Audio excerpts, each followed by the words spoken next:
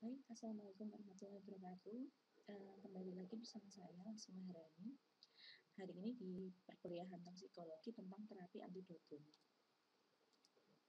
Ya, jadi terapi antidotum di sini yang dimaksud adalah semua tata cara yang ditujukan untuk membatasi intensitas efek toksik zat kimia atau mungkin menyembuhkannya sehingga bermanfaat dalam mencegah bahaya yang berkelanjutan dari suatu senyawa berbahaya atau beracun. Nah, sebelum memahami lebih jauh dari antidotum, kita harus memahami dulu efek toksik dari zat kimia. Perlu diingat bahwa sebuah zat kimia ini baru bisa menyebabkan efek toksik kalau kadarnya melebihi kadar toksik minimal pada sel sasaran. Sehingga proses toksikokinetika racun itu sangat menentukan kadar toksik di sel sasaran. Nah, strategi dari terapi antidot bertujuan untuk menghindarkan kadar senyawa toksik berada di daerah warna merah di sini, yaitu melebihi dari kadar toksik minimum. Jadi suatu senyawa ini biasanya di dalam tubuh selalu bisa menghasilkan efek mulai dari efek yang tidak toksik hingga efek yang toksik. Sehingga memang toksisitas suatu senyawa sejatinya tergantung pada dosis yang dipaparkan. Nah, tubuh kita selalu mempunyai batas toleransi tertentu terhadap suatu zat toksik. Sehingga pada senyawa-senyawa yang berpotensi beracun, ada kadar maksimum yang dipaparkan ke dalam tubuh. Nah, kadar maksimum itu biasanya di bawah garis konsentrasi toksik minimum ini, di bawah KTM. Disitulah menjadi batas paparan maksimum penggunaan suatu senyawa yang berpotensi berbahaya. Nah, tentunya saat kita menggunakan terapi antidot, ini kita menginginkan kurva toksikokinetika suatu racun tidak mencapai atau melewati garis ini, garis konsentrasi toksisitas minimum. Nah, berdasarkan kurva tadi, maka ada 3 tata cara atau 3 strategi terapi yang mungkin bisa melaksanakan tujuannya. Nah, jadi ada 3 cara atau 3 strategi yang nanti bisa digunakan dalam melaksanakan terapi antidot. Yang pertama, dari kurva tadi yang normal, seseorang kemungkinan akan mengalami toksisitas karena melewati KTM. Nah, untuk menghindarkan dari keracunan, maka kita bisa menggeser kemiringan slope tadi yang harusnya tajam ke arah puncak menjadi lebih ke arah kanan dengan mempercepat atau memotong fase absorpsi dan distribusi. Masih ingat ya proses farmakokinetika atau toksikokinetika? Kurva seperti ini artinya adalah dari waktu 0 sampai waktu puncak itu diisi oleh proses absorpsi dan distribusi. Sedangkan fase metabolisme dan ekskresi berlangsung sangat kecil.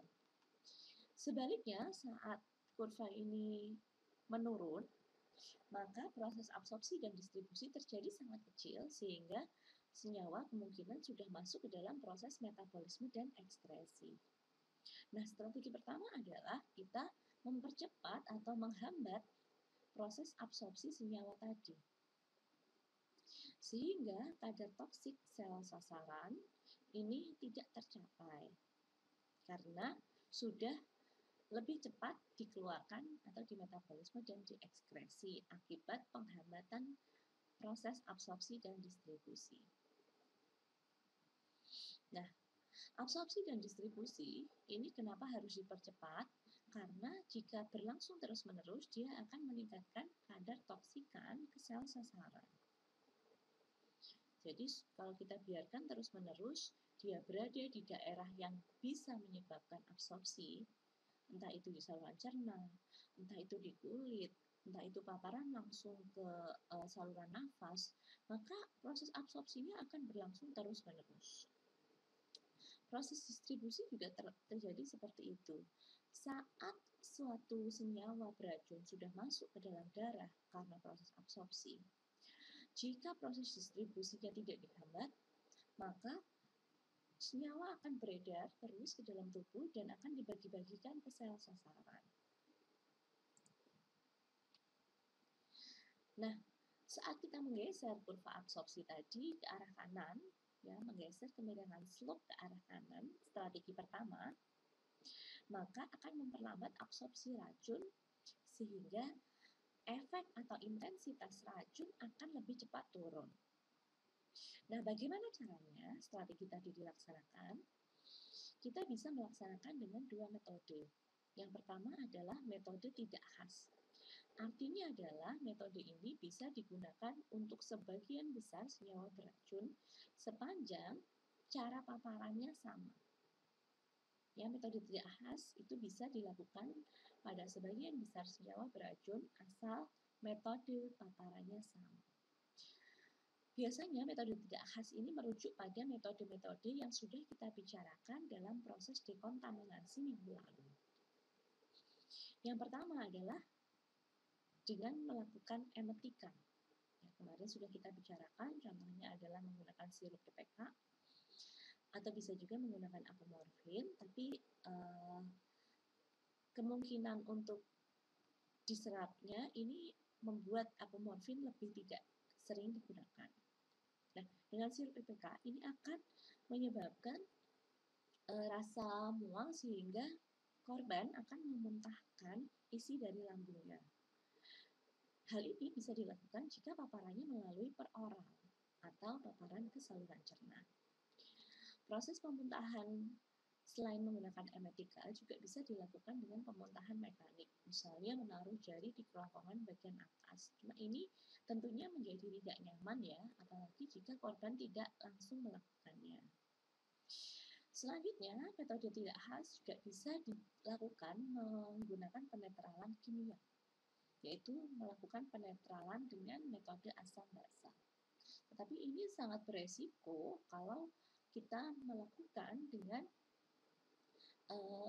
memaparkan senyawa lain yang mempunyai kadar asam tinggi atau basa tinggi langsung ke dalam saluran cerna.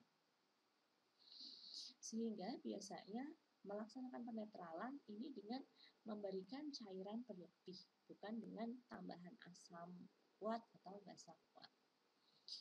Yang dengan melakukan penyerapan menggunakan arang aktif.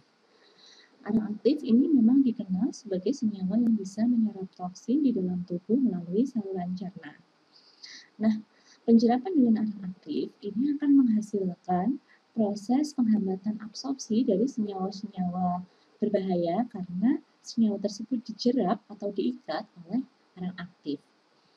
Biasanya penggunaan arang aktif diikuti dengan proses percepatan pengeluaran senyawa kimia tersebut yang sudah terjerap oleh arang aktif menggunakan laksansia tertentu. Yang kedua adalah metode khas atau membentuk suatu kompleks yang kurang toksik. Kenapa dikatakan metode khas? Karena metode ini hanya bisa digunakan pada senyawa-senyawa tertentu. Tidak semua senyawa bisa kita gunakan metode yang sama. Nah, antidot atau antidotum ini adalah senyawa yang bisa digunakan dalam metode khas dalam strategi terapi antidot. Sehingga antidotum itu adalah senyawa-senyawa yang digunakan sebagai metode khas dari strategi terapi antidot, atau kita kenal dalam bahasa Indonesia menjadi penawar racun. Nah, ada beberapa antidot yang terkenal digunakan dalam metode khas untuk mengurangi intensitas racun dengan strategi pertama, yaitu menggeser kemiringan slope ke arah kanan atau mengurangi proses absorpsi dari senyawa beracun.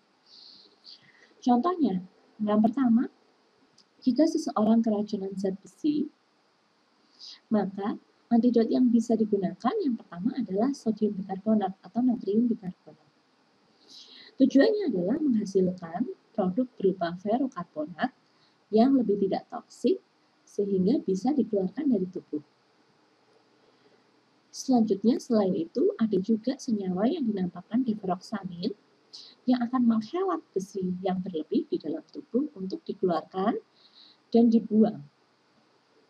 Deferoxamin ini adalah salah satu senyawa yang populer digunakan pada orang-orang yang mengalami kelebihan zat besi akibat transfusi darah yang berlebihan. Beberapa orang harus melakukan proses transfusi darah terus-menerus, misalnya pasien-pasien dengan talasemia. Maka penumpukan zat besi di dalam tubuh ini harus diikat dengan senyawa-senyawa yang bisa mengurangi toksisitasnya. Contohnya adalah deferoxamin.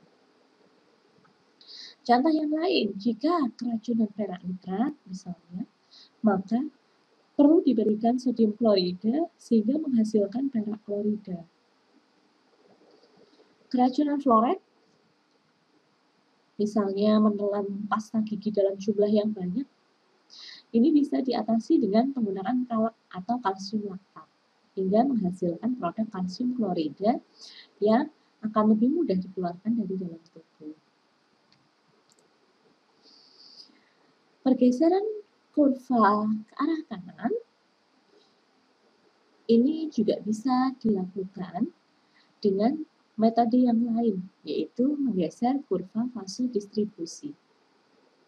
Ya, tidak hanya dari proses absorpsi, tapi juga proses distribusi diperlambat dengan tentunya dua metode yang khas dan tidak khas. Contoh dari metode tidak khas dari proses pergeseran kurva ke arah kanan tadi adalah melakukan penjerapan ion dengan cara merubah pH darah.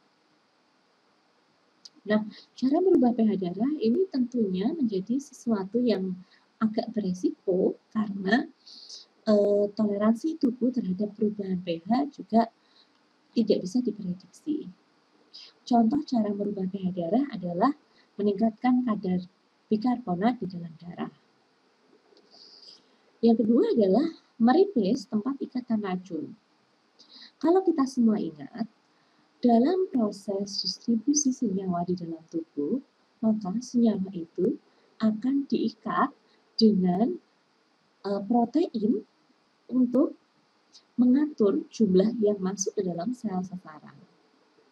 Nah, kita bisa memberikan infus albumin untuk memperlambat proses distribusi senyawa beracun dengan harapan banyak senyawa racun yang terikat kepada albumin.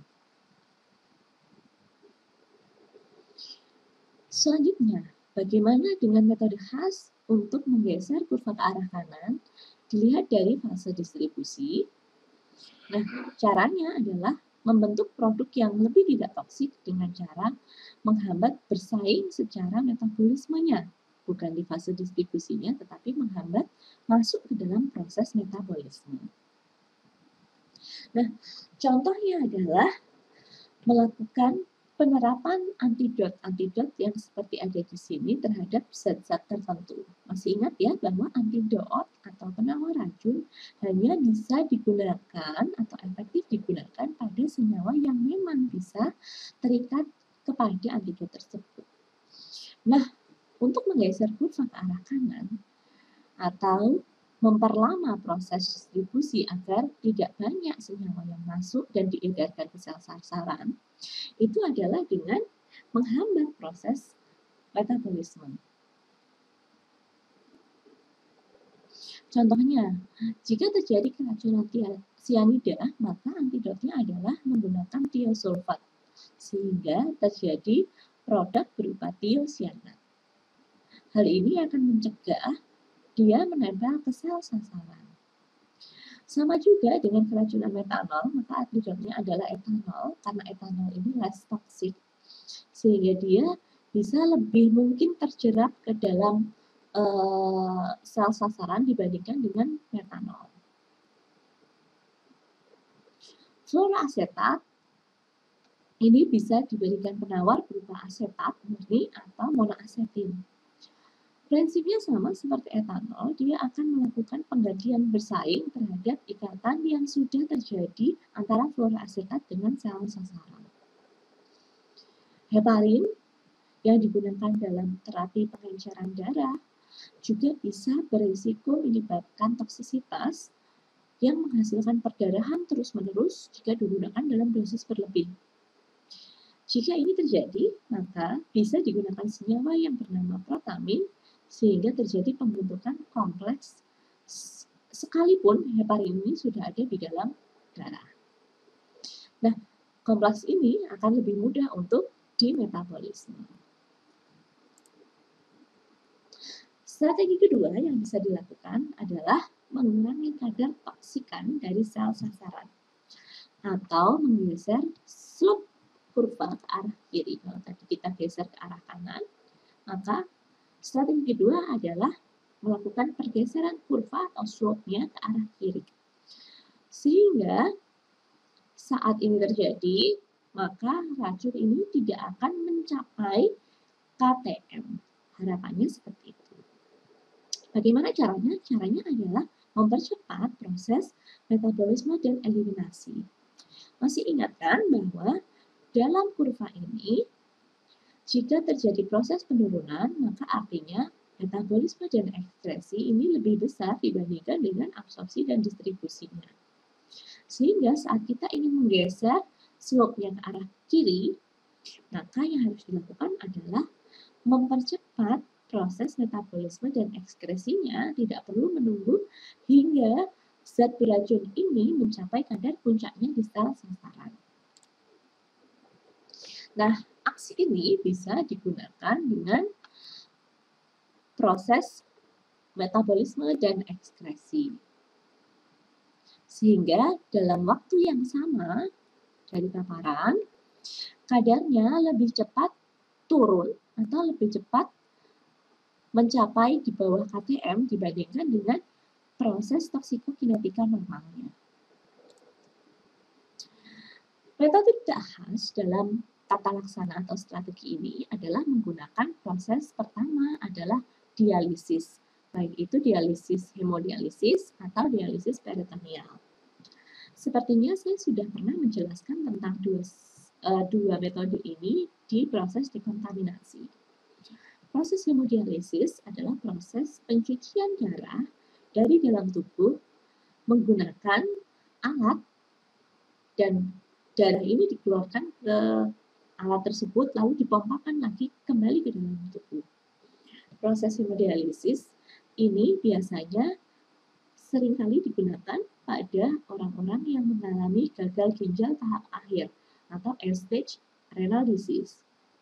Karena ginjalnya sudah tidak lagi bisa membuang senyawa-senyawa baik beracun maupun tidak beracun dari dalam tubuh. Nah, prinsip ini juga bisa dilakukan dalam proses keracunan. Pasien bisa dilakukan hemodialisis insidental untuk mengeluarkan senyawa racun dari dalam tubuh. Selanjutnya, proses dialisis ini juga bisa dilakukan menggunakan metode dialisis peritoneal, yaitu mengalirkan cairan ke rongga peritoneum atau rongga perut untuk menghasilkan proses pertukaran senyawa di rongga perut. Selanjutnya, cairan ini dikeluarkan melalui selang untuk dibuang. Selain itu, metode khas dalam proses metabolisme dan ekskresi adalah melakukan pertukaran menggunakan transfusi atau penggantian darah. Hal ini lebih tidak lazim digunakan dan mempunyai resiko yang sangat tinggi jika pasien ternyata mengalami reaksi terhadap transfusi. Selanjutnya adalah metode umum dalam proses ekskresi, yaitu penyesuaian pH dan diuresis. Contohnya adalah kita bisa meningkatkan pH atau membasahkan air seni untuk mengeluarkan asam organik dari dalam tubuh. Sebaliknya, atau kita bisa juga mengurangi pH dari air seni atau mengasamkan air seni untuk basa organik lemah. Ingat bahwa saat kita melakukan pembasahan, maka ini bisa ditujukan maksimal kepada asam-asam organik. Contohnya adalah dengan pemberian bikarbonat berlebih. Tapi dalam pengeluaran basa-basa organik, kita hanya bisa memberikan metode tidak khas ini hanya untuk basa-basa organik lemah. Karena ada resiko tambahan jika kita menggunakan senyawa-senyawa asam untuk mengasamkan air seni. Contoh dari pengeluaran basa organik lemah yang bisa diinduksi dengan metode diuresis adalah penambahan asam asetat, atau bisa juga menggunakan asam askorbat. Selain itu, bisa juga kita menggunakan metode khas. Masih ingat ya bahwa metode khas ini adalah melakukan strategi terapi antidot tertentu pada senyawa-senyawa yang bisa terikat atau dilakukan proses peningkatan ekspresi menggunakan antidot tersebut. Nah, caranya adalah membentuk produk kurang toksik dari kelat atau kompleksasi di senyawa-senyawa tersebut. Harapannya adalah saat terjadi proses kelasi, maka senyawa ini lebih cepat dikeluarkan dari dalam tubuh. Contohnya, misalnya adalah jika kita ingin mengeluarkan melalui peningkatan ekspresi ginjal, contoh zat senyawa beracun yang bisa dikeluarkan dengan antidot tertentu adalah ion bromid yang bisa ditingkatkan ekspresinya menggunakan penambahan ion klorida, atau strontium yang bisa kita tingkatkan pengeluarannya dengan penambahan kalsium. Hal ini akan menyebabkan senyawa-senyawa ini lebih cepat terikat ke dalam cairan yang dikeluarkan melalui air seni dibandingkan dia beredar kembali ke dalam tubuh. Selanjutnya, metode khelasi di dalam darah itu juga bisa digunakan pada senyawa-senyawa yang seperti ini contohnya. Dan ini, khelasi ini tidak terjadi dalam proses absorpsi, tetapi khelasi dilakukan dalam proses metabolisme dan ekskresi saat racun ini sudah berada di dalam darah. Contohnya adalah pemberian EDTA terhadap keracunan timah, nikel, kobalt, atau kupri. Saat pasien sudah keracunan dan melewati fase absorpsi terhadap senyawa-senyawa tersebut, atau bahkan paparannya menggunakan paparan kronis, maka senyawa-senyawa ini yang berlebih di dalam darah bisa dikhelat dengan EDTA untuk mencegah dia terus-menerus beredar di dalam darah, sehingga bisa dimetabolisme dan diekskresikan. Dimercaprol atau PEL bisa digunakan untuk menghelat senyawa-senyawa merkuri, arsen, atau emas di dalam tubuh yang berlebih, sehingga bisa dimetabolisme dan diekskresi. D-penisilamin bisa digunakan untuk mengikat senyawa kupri agar bisa dikeluarkan dari dalam tubuh. Toksin botulinus yang kadang-kadang ditemukan dalam madu, ini bisa digunakan metode yang sama, yaitu kompleksasi menggunakan antitoksin botulisme. Selanjutnya, kita juga bisa mempengaruhi dari proses enzimatik dalam proses metabolisme, contohnya dengan reaktivasi enzim nukleofil, sehingga terjadi proses metabolisme terus-menerus pada paparan fosfat organik dengan menggunakan antidot yang namanya pralidoxin. Saat terjadi proses metabolisme terus-menerus, maka senyawa ini akan lebih cepat dikeluarkan dari dalam tubuh. Itu adalah dua strategi untuk melakukan pencegahan keracunan dari strategi terapi antidot. Kedua-duanya tergantung pada toksikokinetika racun. Yang ketiga adalah strategi terakhir, meningkatkan nilai ambang toksik. Hal ini akan mempercepat penurunan intensitas toksin racun karena ambang toksik lebih sulit tercapai. Proses ini dilakukan dengan cara menggeser daerah merah ini ke arah atas. Menggeser daerah merah ke arah atas. atau meningkatkan toleransi tubuh terhadap zat toksik. Sehingga nilai KTM ini lebih tinggi dari nilai yang seharusnya. Bagaimana caranya? Yang pertama adalah dari sisi metode tidak khas. Pertama, bisa kita lakukan pernafasan buatan mekanik untuk memelihara oksigenasi darah pada kasus-kasus keracunan senyawa yang terhirup dalam saluran pernafasan. Hal ini akan meningkatkan saturasi oksigen di dalam darah, sehingga kadar senyawa beracun yang terpapar melalui gas ini akan lebih sulit mencapai KTM. Yang kedua adalah memelihara sirkulasi darah atau meningkatkan kelancaran sirkulasi darah dan keseimbangan elektrolit dengan pemberian infus atau cairan berlebih di dalam tubuh pasien.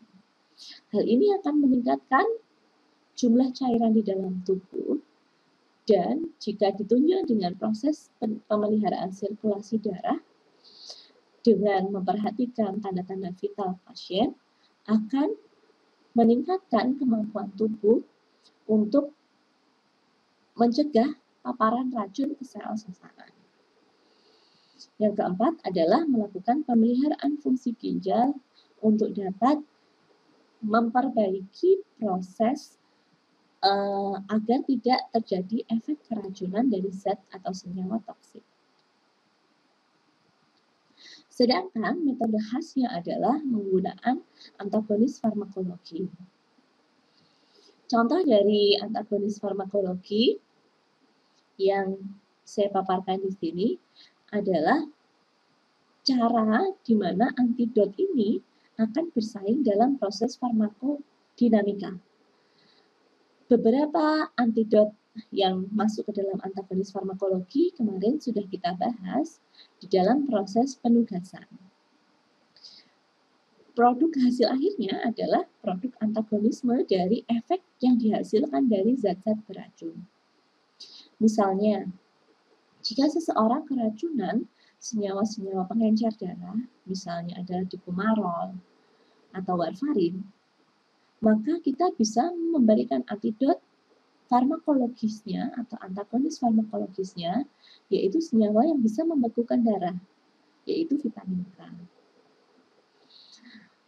Contoh kedua, jika seseorang terpapar secara berlebih insektisida organofosfat di dalam tubuh, yang bisa menyebabkan gangguan proses gerakan karena dia menyerang dari sistem kolinergik di dalam tubuh, maka kita bisa gunakan antagonisnya, yaitu atropin, sebagai senyawa antikolinergik.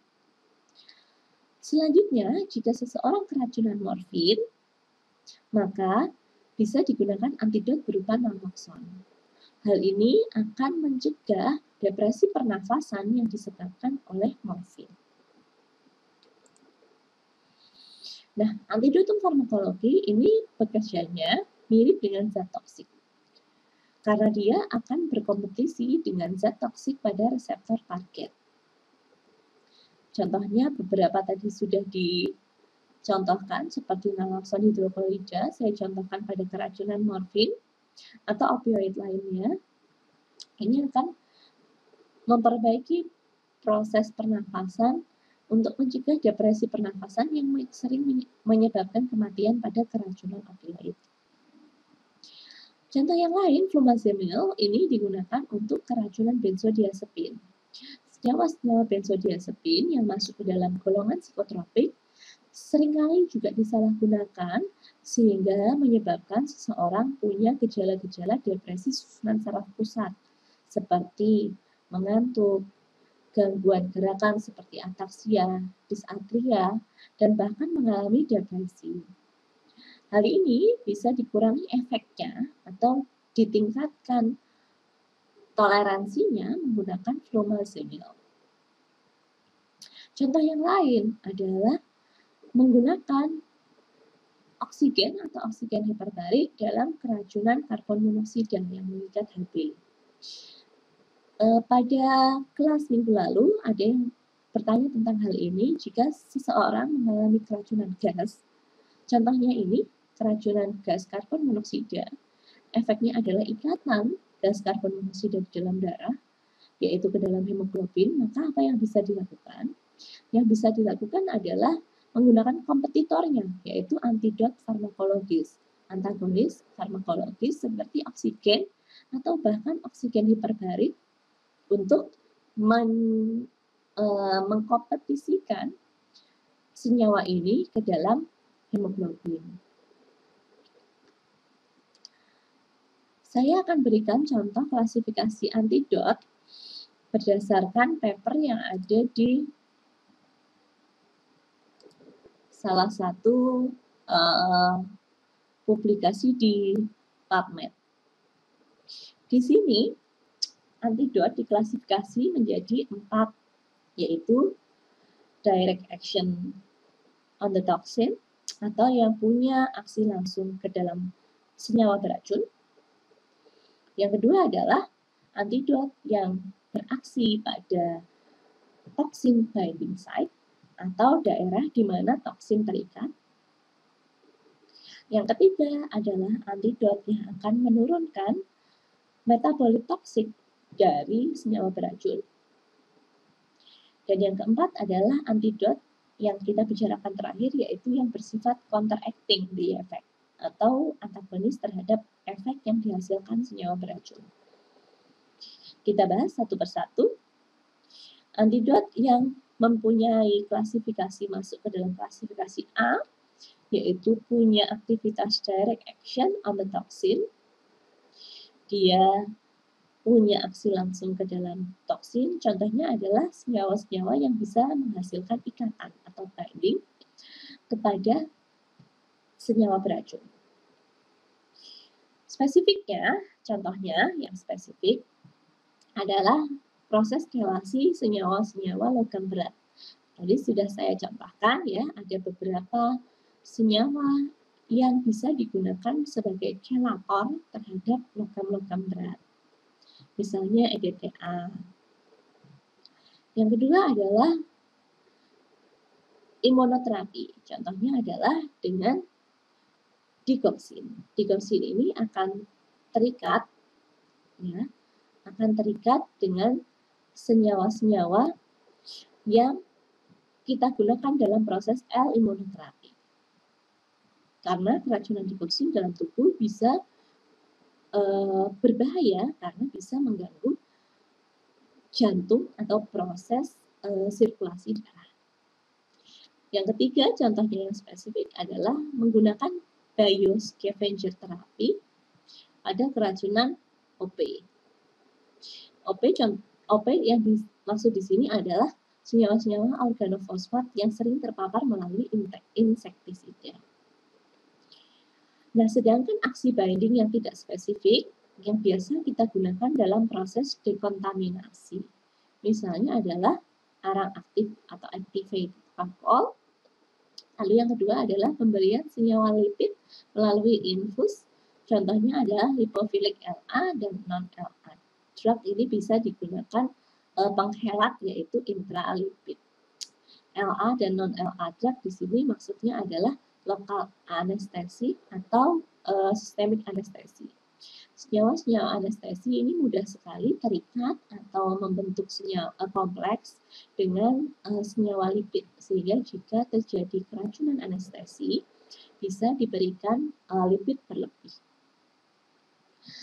Direct action on the toxin ini juga bisa dilakukan menggunakan peningkatan proses eliminasi, hemabsorption, menggunakan resin atau charcoal base atau mengikat heme. Bisa juga digunakan proses alkalinisasi urin. Proses alkalinisasi urin selain menggunakan bikarbonat bisa menggunakan salisilat, bisa menggunakan bikarbonat untuk keracunan salisilat atau keracunan fenobarbital. Selanjutnya adalah klasifikasi kedua atau klasifikasi B. antidot yang punya aksi ke toxin binding site atau lokasi di mana terjadi ikatan antara toksin dengan sel tubuh, yaitu adalah di bagian sisi reseptornya atau enzimnya. Klasifikasi ini artinya senyawa-senyawa ini akan secara kompetitif berikatan dengan reseptor atau enzim yang menjadi sasaran dari toksin. Beberapa contohnya sudah kita bahas tadi, misalnya penggunaan etanol untuk keracunan metanol, etilen glikol, untuk menghambat enzim secara kompetitif. Penggunaan fomepizol untuk keracunan yang sama jika tidak menggunakan etanol.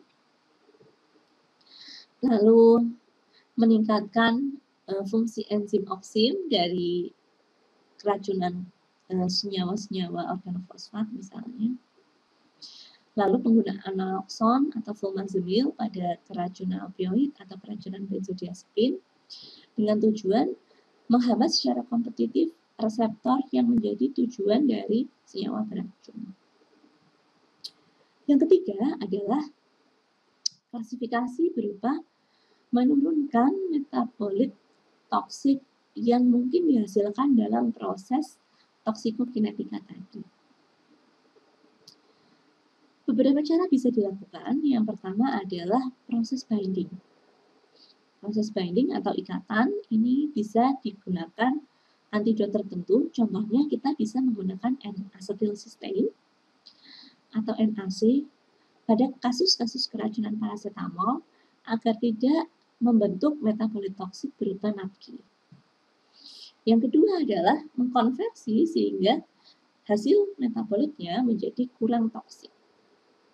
Contohnya tadi, misalnya keracunan cyanida, ini bisa dikonversi menjadi metabolit yang lebih tidak toksik jika kita berikan sodium tiosulfat.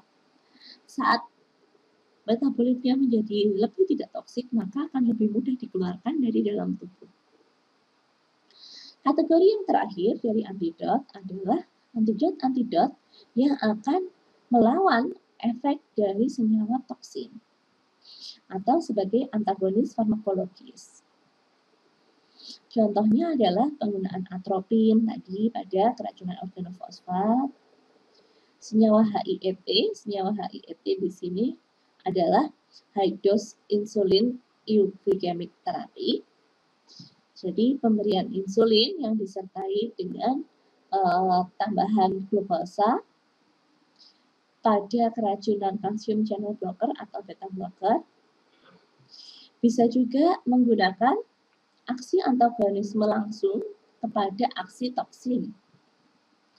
Contohnya tadi, misalnya penggunaan vitamin K pada keracunan warfarin. Hal ini juga bisa digunakan pada keracunan INH dan methotrexate, yaitu menggunakan pyridoxine, vitamin B6 pada keracunan INH yang menyebabkan kekurangan folat. Pyridoxine ini akan membantu agar efek dari INH ini berkurang. Lalu asam folinik atau asam folat bisa digunakan untuk keracunan methotrexate. Nah, kita kembali lagi setelah itu. Jadi, pada kesimpulannya adalah cara apa saja yang bisa ditempuh untuk mengurangi intensitas racun di dalam tubuh itu kita namakan menjadi strategi terapi antidot. Sehingga proses strategi terapi antidot itu tidak hanya khusus menggunakan antidotum yang kita kenal sebagai penawar racun, tapi juga bisa dilakukan menggunakan berbagai strategi. Masih ingat ya, yang pertama adalah menggeser kurva absorpsi ke arah kanan. Yang kedua adalah menggeser kurva ke arah kiri dengan mempercepat metabolisme dan eliminasi. Yang ketiga adalah meningkatkan ambang batas toksik atau menaikkan KTM. Nah, sebenarnya materi saya hanya sampai di sini. Hanya saya ingin bicarakan sedikit tentang kasus toksisitas. Mungkin ini bisa menjadi suatu gambaran kepada kita semua dalam tata laksana atau manajemen intoksikasi, baik manajemen intoksikasi secara umum maupun menggunakan strategi terapi antidot. Saya carikan contoh kasus ini dari mdhg.com. Di sini ada sebuah case report, ya, isinya adalah case study in toksikologi tentang keracunan logam berat akibat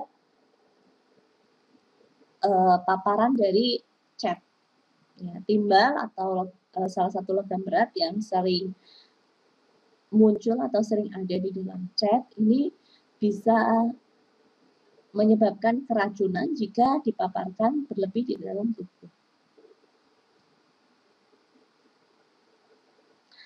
Ini adalah sebuah review tentang keracunan timbal tadi ke pasien anak. Jadi di sini dicontohkan ada seorang pasien 2 tahun laki-laki. Dia dimasukkan ke ED, ini emergency department, karena ada terjadi peningkatan kadar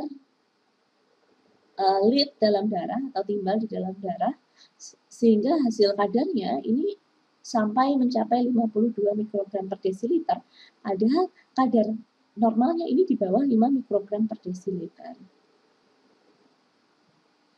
Nah, kenapa anak ini bisa dibawa ke dokter? Karena anaknya ini terus-menerus mengeluh nyeri perut sehingga tidak mau makan. Nah, selanjutnya juga dokter anaknya ini juga mendiagnosis pasien ini mengalami speech delay.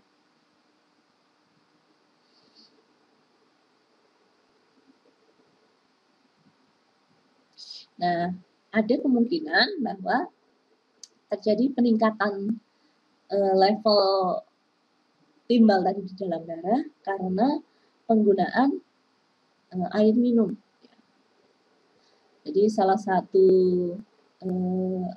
paparan timbal yang terkenal selain karena akibat cat itu juga bisa dalam cairan yang terkontaminasi, misalnya adalah air minum. Ini menjadi salah satu isu yang hangat dibicarakan dalam penggunaan air mineral. Nah, ini maka dari itu saat kita menggunakan air mineral, pastikan air mineralnya ini adalah air mineral yang sudah teregistrasi, karena air mineral yang teregistrasi baik di Badan POM atau di Departemen Kesehatan ini sudah pasti akan dicek kadar maksimum, ya, kadar maksimum lead atau kandungan timbalnya di dalam air mineral, sehingga relatif lebih aman digunakan dibanding dengan air-air yang tidak dicek, misalnya adalah mohon maaf, misalnya air isi ulang yang tidak terregistrasi. Nah, keracunan timbal ini bisa juga terjadi dalam kontaminasi timbal ke dalam air minum yang bukan merupakan air kemasan. Sehingga memang idealnya sumber-sumber air ini dilakukan proses pengecekan kandungan logam berat yang berbahaya secara berkala. Nah, ini diceritakan bahwa di daerah tersebut ini terjadi isu bahwa ada kemungkinan peningkatan kadar timbal di dalam air minum yang ada di daerah tersebut.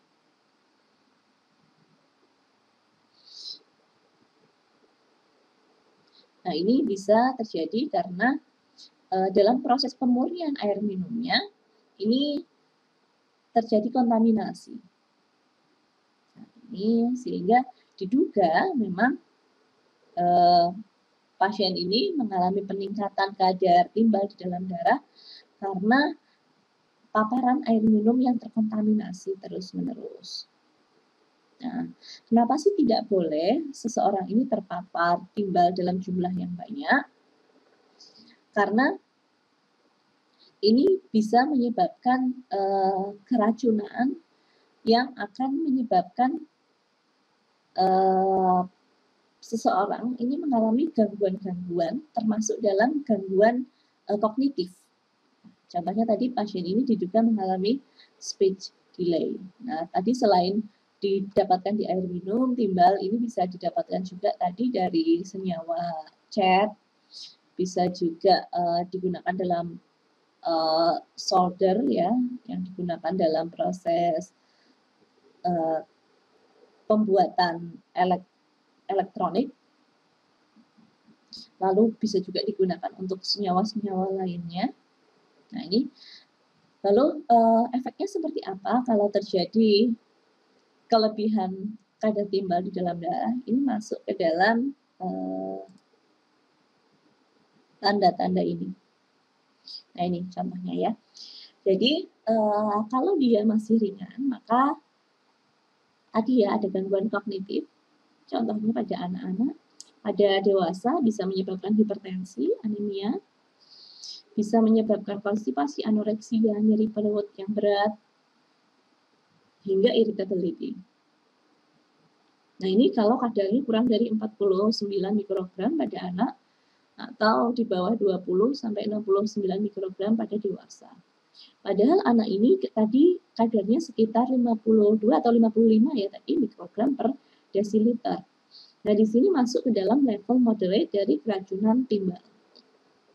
Ini akan menyebabkan anemia yang parah, lalu perburukan dari defisit intelektual dan hiperaktivitas. Jadi anak-anak yang mengalami defisit intelektual memang harus di tracing masalahnya ada di mana, apakah ada di stimulasi atau memang ada gangguan lain. Contohnya ini pada pasien ini adalah kemampuan intelektualnya, yaitu kemampuan speech-nya ini berkurang jauh dari anak-anak seusianya. Contoh yang lain pada adult adalah gout atau neuropati di periferal motor, yaitu di daerah ekstremitas misalnya. Nah, keracunan berat ini bisa menyebabkan ensefalopati, kejang, atau bahkan gangguan-gangguan lain yang muncul di susunan saraf pusat. Tapi pada anak ini tidak terjadi karena kadarnya di bawah 70 mikrogram per desiliter.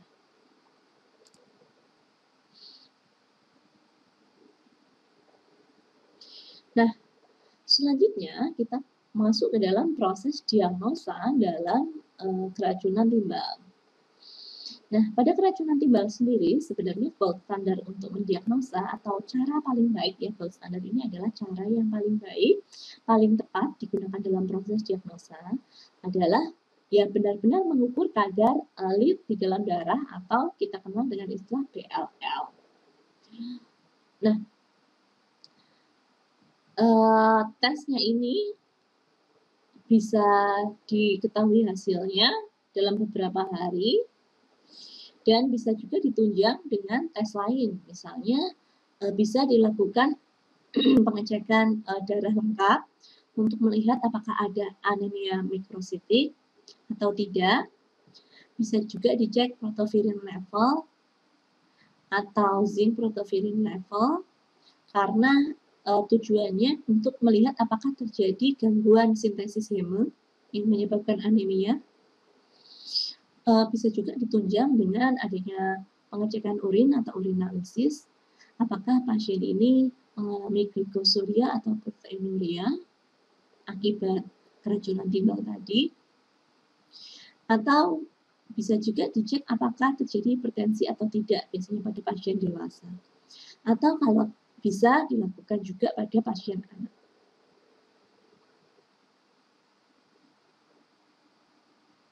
Nah, jika masuknya dalam jumlah yang cukup besar dan masuk melalui saluran cerna, bisa juga dilakukan foto abdomen ya atau abdominal radiograph sehingga bisa dilihat di lumen ususnya apakah akan nanti akan terlihat apakah terjadi paparan timbal atau tidak. Karena kalau terjadi paparan timbal yang berlebih akan memunculkan gambaran berupa abnormal calcium deposition. Ada tulang, ya, tulang yang masih terus tumbuh. Untuk mengecek gangguan di sistem saraf pusat, maka bisa digunakan CT scan. Gitu ya. Jadi foto kepala gitu, untuk melihat apakah terjadi encephalopathy atau cerebral edema atau tidak. Nah,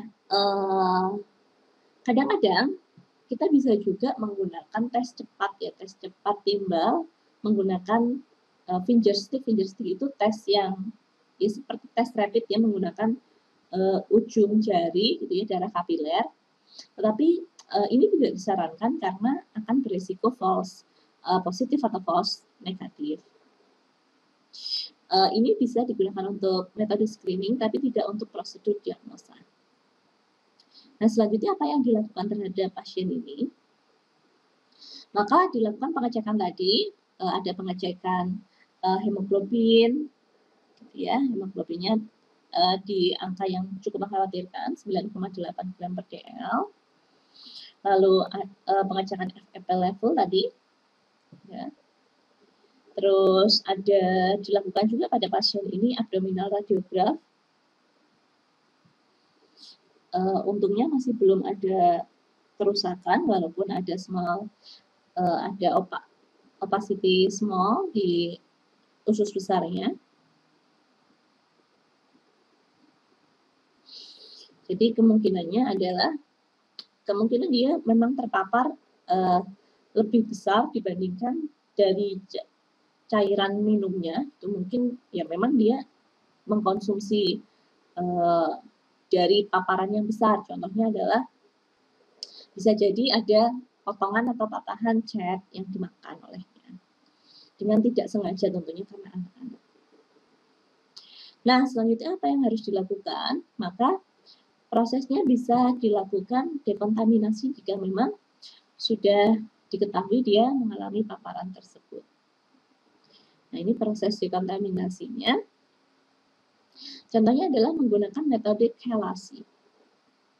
Nah, metode kelasi pada keracunan timbal ini bisa digunakan pada PLL yang lebih dari 45 mikrogram per desiliter. Nah, guideline-nya seperti ini untuk melakukan kelasi dari senyawa timbal tadi. Bisa menggunakan suksimer, EDTA, bisa BAL. Itu ada 3 senyawa yang bisa digunakan untuk kelasi timbal, tergantung pada kadar dari darahnya. Pada kadar lebih dari 69 mikrogram pada anak, ini bisa menggunakan EDTA atau BAL. Nah, tapi karena kadarnya belum mencapai sekian pada anak ini, kadarnya masih 52, maka kita menggunakan suksimer yang bisa digunakan pada kadar 45 sampai 69 mikrogram per dl. Dia efektif menghelat senyawa timbal pada jumlah kadar sekian dengan dosis sekian. Nah, cuma memang rasanya tidak enak, sehingga bisa diberikan dengan dicampur dengan makanan, tetapi pilih yang non dairy, ya, jadi bukan susu, bukan senyawa-senyawa yogurt misalnya dan lain sebagainya.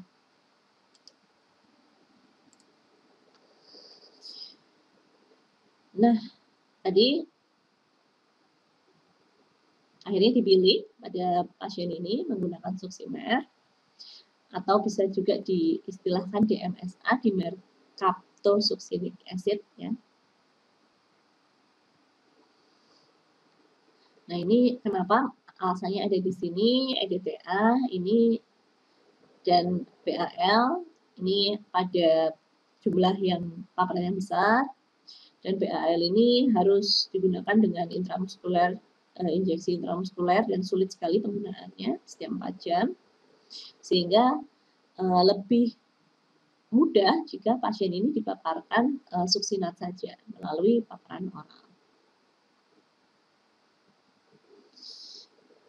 Nah, apa yang harus dilakukan dalam manajemen umum pada pasien-pasien setelah mengetahui pasien ini kemungkinan mengalami keracunan? Yang pertama tadi ya, sama seperti kemarin kita bahas dalam manajemen intoksikasi secara general, harus dikumpulkan dulu riwayat pasien. Ya, sumbernya dari mana? Anak ini kalau bisa ditanyai, maka dia habis makan apa? Terus, jangan lupa lakukan pengecekan-pengecekan sebagai penunjang. Tadi pada pasien ini dilakukan pengecekan PLL, complete blood count. Ada juga bahkan pasien ini menggunakan radiografi abdomen. Ya, jadi tadi radio opak foreign bodies, ada abdominal radiograph.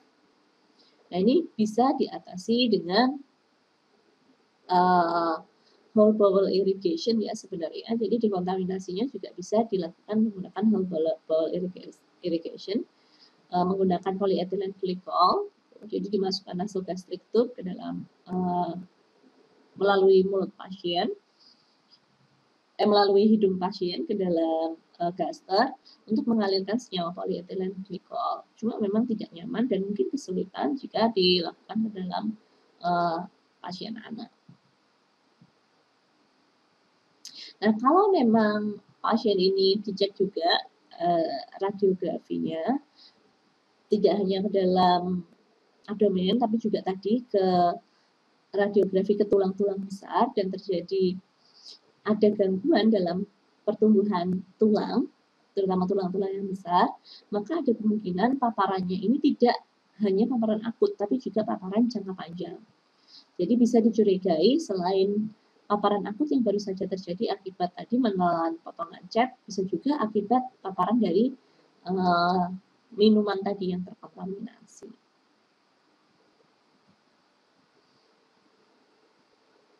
Nah, kalau ini contohnya adalah tata laksana pada pasien dewasa.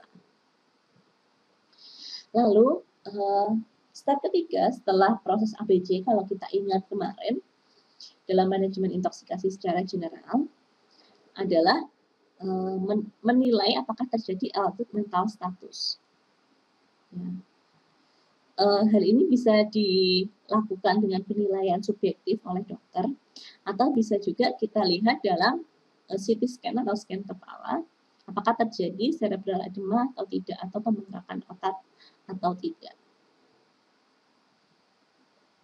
Nah, akhirnya apa yang terjadi pada pasien ini? Nah, pasien ini akhirnya diterapi pertama adalah dekontaminasi menggunakan whole bowel irrigation. Tadi pakai apa? PEG ya, dimasukkan dengan selang nasogastrik. Lalu yang kedua, untuk mempercepat penurunan kadar di dalam darah, dia menggunakan chelasi menggunakan suksimer.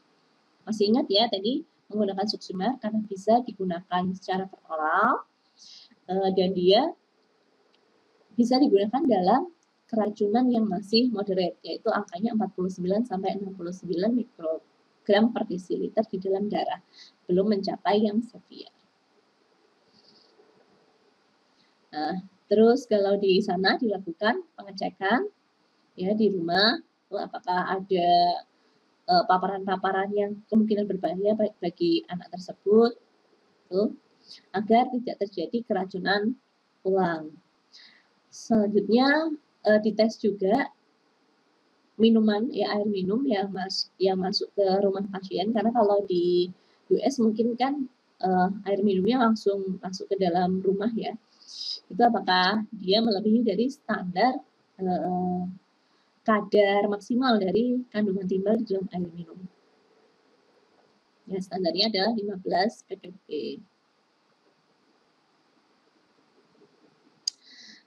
Akhirnya pasien ini dipindahkan agar tidak di rumah yang tadi yang kemungkinan bisa terpapar cat lagi, dan di terapi gitu ya, di fisioterapi dan terapi sensori untuk bisa mengejar ketertinggalan dari kemampuan kognitifnya.